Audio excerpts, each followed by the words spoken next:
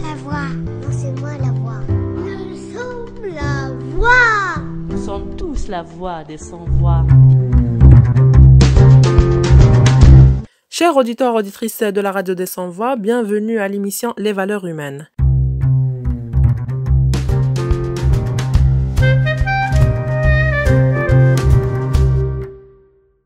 Le coronavirus s'invite dans le monde du travail. Conformément aux recommandations du ministère de la Santé, plusieurs entreprises ont mis en place une batterie de mesures pour se prémunir contre le Covid-19.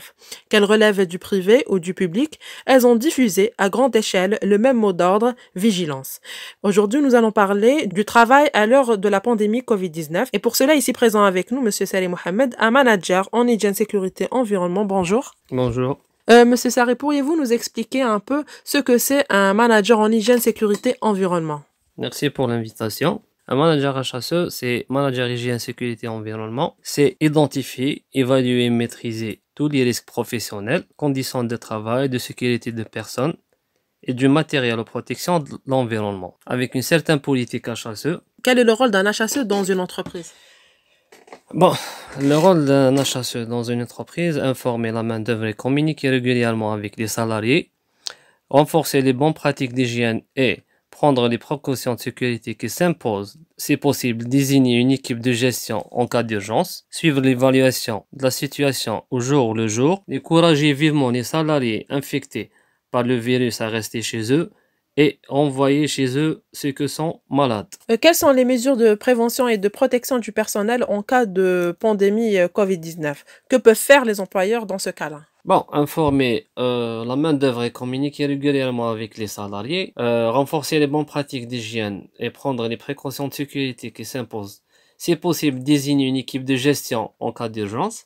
Suivre l'évolution de la situation au jour le jour, encourager vivement les salariés infectés par le virus à rester chez eux et renvoyer chez eux ceux qui sont malades. C'est important aussi de se tenir informé des différentes lois et politiques ayant trait au coronavirus et à ses répercussions sur le lieu de travail et surtout d'essayer tout le temps de préparer des plans d'urgence pour face à ce genre de pandémie et aussi se suspendre ou limiter les déplacements professionnels, placer en quarantaine les salariés susceptibles d'avoir été exposés, envisager le télétravail pour les salariés non essentiels, je veux dire c'est qu'ils peuvent faire leur travail à partir de leur maison, voilà. Quelles sont les mesures à prendre en cas de contamination d'un salarié? Depuis le début de la pandémie, toutes les entreprises ont réduit leurs salariés à 50%.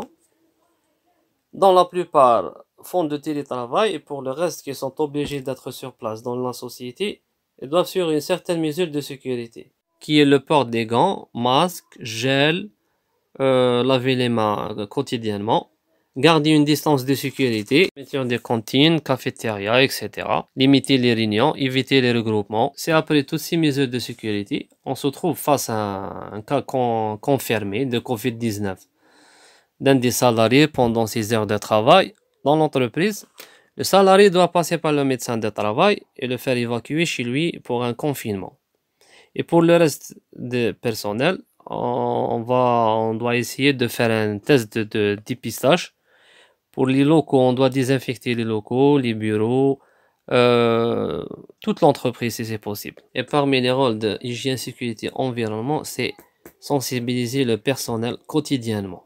Un dernier mot. Il faut prendre cette pandémie en sérieux. Il faut limiter les déplacements. Il faut faire très attention. Il faut respecter les consignes de sécurité, la distance de sécurité, éviter les regroupements et rester chez vous. Merci Monsieur Sarré d'avoir tenu cet entretien avec nous. Merci aussi à tous nos auditeurs et auditrices de nous avoir écoutés. Je vous dis à bientôt pour un autre numéro.